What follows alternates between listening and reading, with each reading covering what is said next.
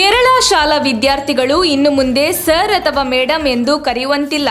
ಬದಲಾಗಿ ಶಿಕ್ಷಕರನ್ನು ಟೀಚರ್ ಎಂದೇ ಕರೆಯಬೇಕು ಎಂದು ಕೇರಳದ ಪಲಕ್ಕಾಡ್ ಜಿಲ್ಲೆಯ ಓಲೇಶ್ವರಿ ಹಿರಿಯ ಬೇಸಿಕ್ ಸ್ಕೂಲ್ನ ಆಡಳಿತ ಮಂಡಳಿ ವಿದ್ಯಾರ್ಥಿಗಳಿಗೆ ಮನವಿ ಮಾಡಿಕೊಂಡಿದೆ. ಸರ್ ಅಥವಾ ಮೇಡಮ್ ಎಂಬ ಲಿಂಗ ಸೂಚಕ ಪದಗಳು ಲಿಂಗ ಅಸಮಾನತೆಯನ್ನು ಮೂಡಿಸುತ್ತದೆ. ಹೀಗಾಗಿ ಲಿಂಗ ಸಮಾನತೆಯ ಬಗ್ಗೆ ಜಾಗೃತಿ ಮೂಡಿಸುವ ಪ್ರಯತ್ನ ಇದಾಗಿದೆ ಎಂದು ಕೇರಳದ ಪಲಕ್ಕಾಡ್ ಜಿಲ್ಲೆಯ ಓಲೇಶ್ವರಿ ಹಿರಿಯ ಬೇಸಿಕ್ ಸ್ಕೂಲ್ ಹೇಳಿದೆ. ಬೋಧನಾ ಅಧ್ಯಾಪಕರನ್ನು ಕೇವಲ ಟೀಚರ್ ಎಂದು ಸಂಬೋಧಿಸಲು ವಿದ್ಯಾರ್ಥಿಗಳಿಗೆ ನಿರ್ದೇಶಿಸಲಾಗಿದೆ.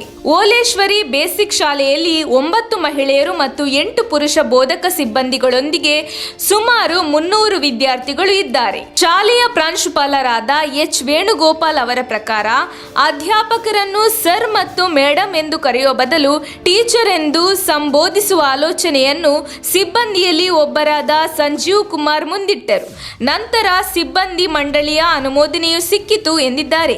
ಸರ್ಕಾರಿ ಅಧಿಕಾರಿಗಳಿಗೆ ಜೆಂಡರ್ ನ್ಯೂಟ್ರಲ್ ಶೀರ್ಷಿಕೆಗಳನ್ನು ಪ್ರತಿಪಾದಿಸುವ ಸಾಮಾಜಿಕ ಕಾರ್ಯಕರ್ತ ಭೋಬನ್ ಮಾಟ್ಟುಮಂತ ಅವರ ಅಭಿಯಾನದಿಂದ ಶಿಕ್ಷಕರು ಸ್ಫೂರ್ತಿ ಪಡೆದಿದ್ದಾರೆ ಎಂದು ವೇಣುಗೋಪಾಲನ್ ಡಿ ಟೆಲಿಗ್ರಾಫ್ಗೆ ತಿಳಿಸಿದ್ದು, ಜನರು ಶಿಕ್ಷಕರನ್ನು ಸರ್ ಮೇಡಮ್ ಎಂದು ಕರೆಯುವ ಪರಿಪಾಠವನ್ನು ತೊಲಗಿಸಬೇಕು ಎಂದು ಅವರು ತಮ್ಮ ಅಭಿಪ್ರಾಯವನ್ನು ವ್ಯಕ್ತಪಡಿಸುತ್ತಿದ್ದಾರೆ.